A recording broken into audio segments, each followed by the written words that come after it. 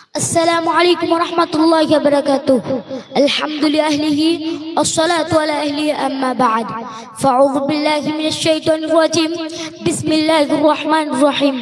وما أرسلناك إلا رحمة للعالمين. وقال النبي صلى الله عليه وسلم بيست للتميم مكارم الأخلاق. الله পাকের দরবার শুকরিয়া ও প্রিয় নবীর প্রতি অসংখ্য দরুদ ও সালাম জানিয়ে আমার মূল বক্তব্যের দিকে ধাবিত হচ্ছি। সারা বাংলা তথা সমগ্র ভারতবর্ষের মানুষের আধ্যাত্মিক রাহবার মুজাহিদ মিল্লাত মুফতি আব্দুল মাতিন শেখ হুজুরের স্বপ্নের তরঙ্গ অনুষ্ঠান কর্তৃক আয়োজিত আজকের এই বর্ণাঢ্য মজলিসের সুদক্ষ পরিচালক ও ন্যায় নিষ্ঠার কলম খাতে বিদগ্ধ বিচারক মণ্ডলী ও আমার সামনে থাকা সবুজ বাংলার বিভিন্ন প্রান্ত থেকে আগত ইলম পিপাসু ছাত্র ভাইরা ও আমার প্রাণপ্রিয় শ্রোতা ও বন্ধুগণ, সকলকে জানাই আমার আন্তরিক সালাম ও মুবারকবাদ। প্রিয় উপস্থিতি, আজকে আমার আলোচনার নির্ধারিত বিষয়বস্তু হলো বিশ্ব শান্তি প্রতিষ্ঠায় মহানবী সাল্লাল্লাহু আলাইহি ওয়াসাল্লামের অবদান।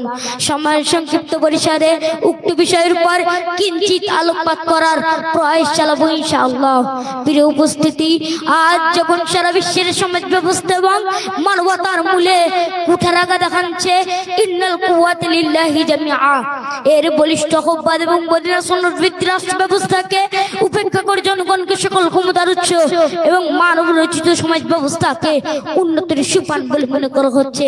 ঠিক এই মুহূর্তে বিশ্ব শান্তি প্রতিষ্ঠায় মহানবী সাল্লাল্লাহু আলাইহি ওয়াসাল্লামের ভূমিকা আলোচনা করা অত্যন্ত গুরুত্বপূর্ণ বলে মনে করছি। প্রিয় উপস্থিতি, এই পৃথিবীতে বহু রাষ্ট্র পরিচালক হয়েছেন, কিন্তু মহানবী সাল্লাল্লাহু আলাইহি ওয়াসাল্লাম বিশ্ববাসীকে যে মডেল রাষ্ট্র উপহার দিয়েছিলেন তা পৃথিবীর ইতিহাসে বিরল। কেন তিনি এমন এক বিভীষিকাময় পরিস্থিতিতে আগমন করেছিলেন যখনকার মানুষের মধ্যে মানবতার সভ্যতার লেশমাত্র ছিল না। মানব গগন দিকে আওয়াজ চিৎকার করে বলছিল, কেউ কি আছো যে আমাদেরকে একজন খাবার দেবে, আমরা বাঁচতে চাই। কেউ কি আছো যে আমাদেরকে একজন ক্যান্ডেল দেবে, আমরা শান্তিতে থাকতে চাই।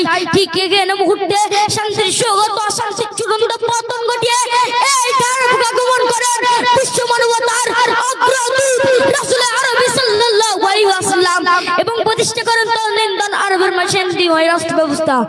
তাই তো দেখা যায় ঘাটি ঘাটি পা পা করে শৈশব থেকে কৈশোর পেরিয়ে নবযৌবনে পদার্পণ করে যখন দেখতে পান সমাজের মাঝে অন্যায় বিচার জুলুম নির্যাতন আরবের লোকগুলোকে প্রায় মানুষ রূপে পশু পরিণত করেছে, তখন নবী সাল্লাল্লাহু আলাইহি ওয়াসাল্লাম সমাজ থেকে অন্যায় দূর করার লক্ষ্যে মাত্র 14 বছর বয়সে হিলফুল ফুজুল নামক সেবা সংগঠনে অংশগ্রহণ করেন।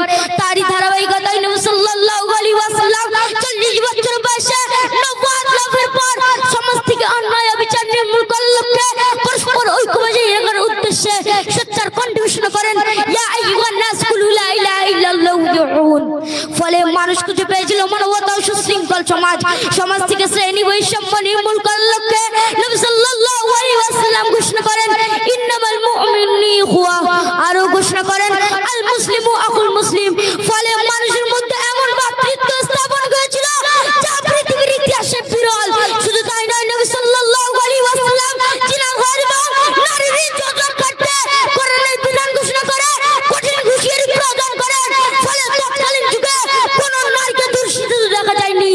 সেই যুগে নবী করিম সাল্লাল্লাহু আলাইহি ওয়াসাল্লাম নারী জাতির সম্মানকে উচ্চ মর্যাদা হাসিল করে ঘোষণা করেন আল জান্নাতু তাহতা আকদামিল উম্মাহাত, অর্থাৎ মার পায়ের নিচে সন্তানের জান্নাত। যার রাষ্ট্রনীতি মুগ্ধ মহাত্মা গান্ধী বলেছিলেন, अगर राष्ट्र में अमानी का ना चाहे तो मोहम्मद के हुकूमत को इख्तियार करो। আল্লাহ পাক আমাদেরকে নবী সাল্লাল্লাহু আলাইহি ওয়াসাল্লামকে আইডল মেনে নবী সাল্লাল্লাহু আলাইহি ওয়াসাল্লামের পদঙ্ক অনুসরণ করার তৌফিক দান করুন। সকলে বলি আমিন। নাসরুম মিনাল্লাহি ওয়া ফাতহুন করিব ওয়া বাশশিরিল মুমিনিন। আসসালামু আলাইকুম।